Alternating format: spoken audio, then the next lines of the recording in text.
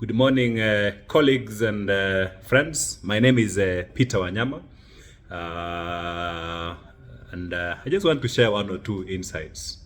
And you need to hear directly from me, not from some computer computer-generated messages by political consultants. It's important we have this connection so that you really feel the messaging. So what I want to emphasize or rather talk about this morning is an important topic. You know, we all went to law school, and we went to law school with the intention of becoming lawyers, and we became lawyers because we want to make money. There's no one who has come to the legal profession with another altruistic objective. We're all in this profession to make money. The issue is that how do we manage to integrate ourselves into the legal system? Remember that it's a capitalist economy, and during the social foundations class or jurisprudence, and there was those ones who attended the annual conference in Mombasa, Justice Kiage talked about social engineering, that lawyers are social engineers. We are the agents of change. Society looks at that from a different perspective.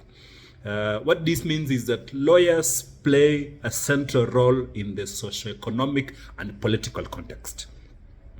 This means that if there are transformations in the socio-economic and political environment, we must be part and parcel of that socio-economic and political transformation. So what I want to emphasize today morning is that let's not look at legal practice in the context of criminal law, in the context of corporate law, in the context of conveyancing. We need to look at legal practice in the context of the ability of an advocate to deliver on the productive values, the productive sectors of our economy, because we will emphasize on the social component, important, yes, emphasis on the political component, it's also important, but increasingly law is supposed to attract or rather provide that support for the social, for the economic transformation of our society. So there are certain productive sectors of the economy which we must continuously track and be able to fit in. Let me talk about the important sectors of the economy which lawyers must play a central role as social engineers. One, look at the manufacturing sector. The manufacturing sector, the thematic issue in the manufacturing sector now, and they need experts who will be able to advise them on those thematic and emerging issues. People are doing manufacturing in the context of an increasingly global environment which talks about emission reduction, decarbonization, etc. So if you are working, for example, at General Motors, there are certain regulatory requirements that the General Motors must adhere to. These requirements are being developed from the economy, sustained by certain law reform measures. So a lawyer who advises General Motors and any other manufacturing companies which want to fit in this brave new world which is guided by climate change a dialogue, that lawyer must be able to understand those dynamics. And remember, the market is looking for these lawyers. Secondly, if you want to export fish to the United Kingdom, you are a Kenyan company and you want to export fish, there is a global regulatory regime on food safety which you must adhere to. A lawyer who participates in that advisory, that space of advising a company which wants to export fish to the UK, must be alive to the Organization for Animal Health guidelines, the Codex Alimentarius Commission guidelines on food safety, etc. Because the market needs these services. Right now, as we speak, the legal framework has been enacted in Kenya on food safety.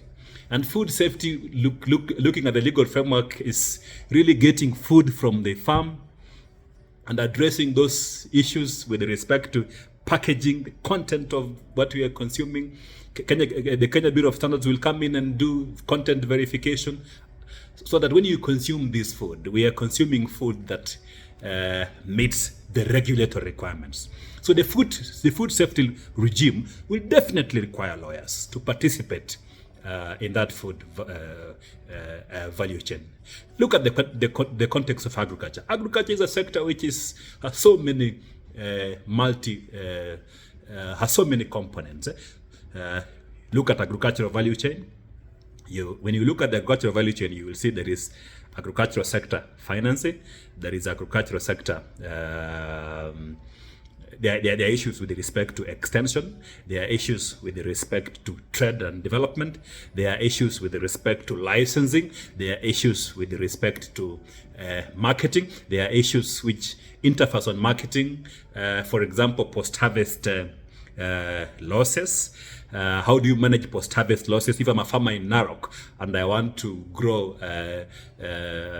wheat in 100 acres, and the legal system has developed what we call a warehousing receipting system, which enables me to deliver my commodity to the warehouse, and then I'm given a warehouse receipt, which is a document of title. That warehouse receipt I'm able to take to a commercial bank or a regulated entity, which then gives me money quickly. Then I manage with all the post-harvest.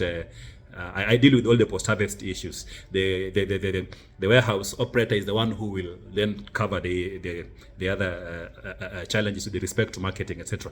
What if I want to sell the wheat which I will grow 10 years from now, today, in a future contract? What are the issues that I need to get from my legal advisor? Definitely, I will need a lawyer who is able to understand those dynamics of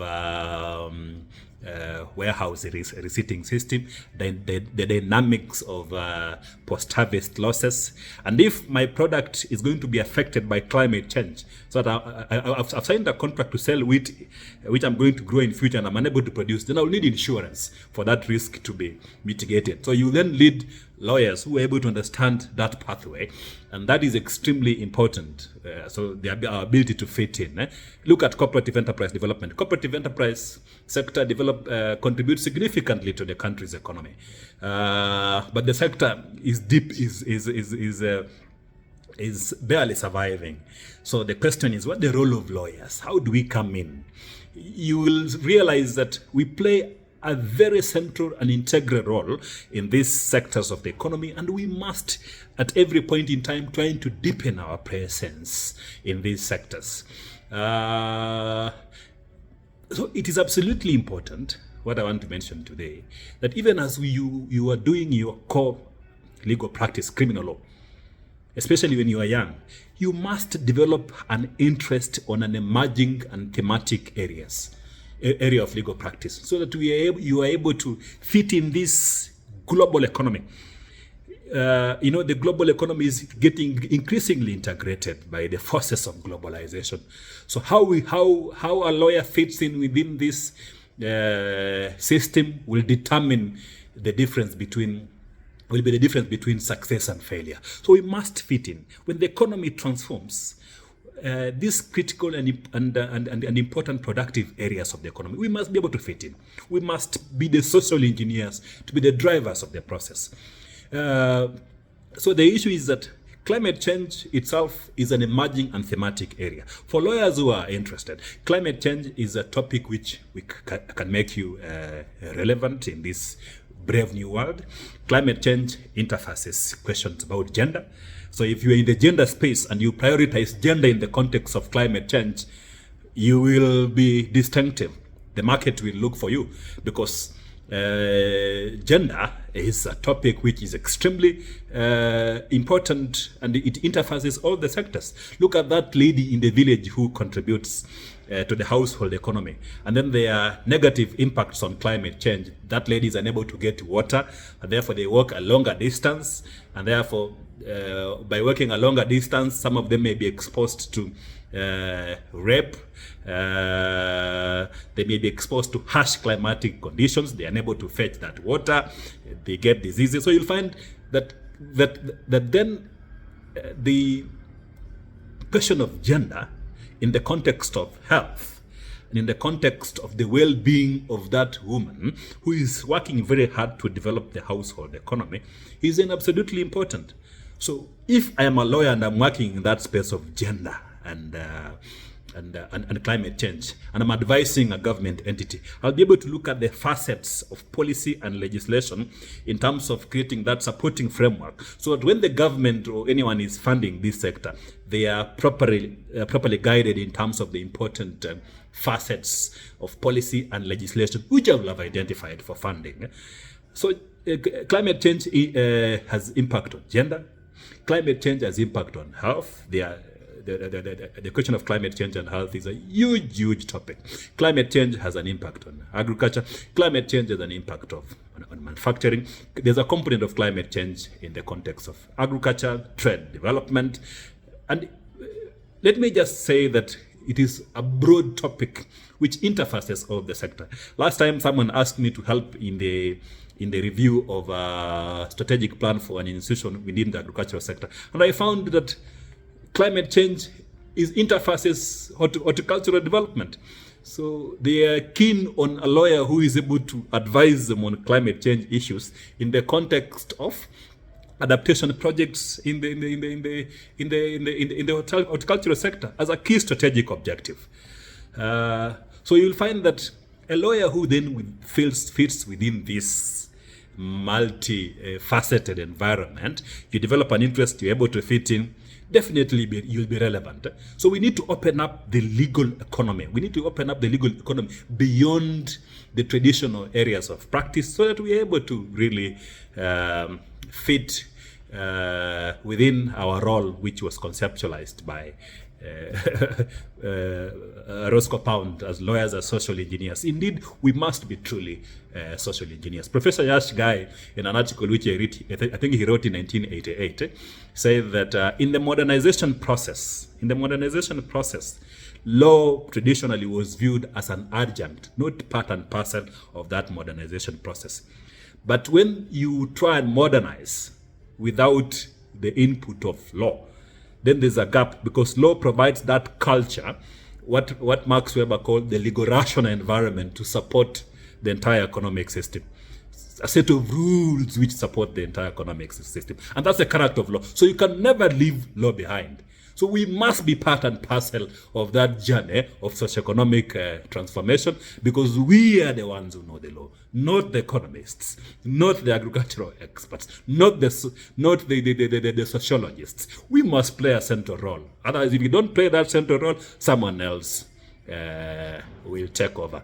In fact, it's extremely saddening sometimes when you see draft policies and instruments emanating from non-legal persons, and then they are just giving us to review the drafts which they have already generated, and they reflect their own professional biases. So we must be at the center stage. We must take the lead. We must dominate these areas.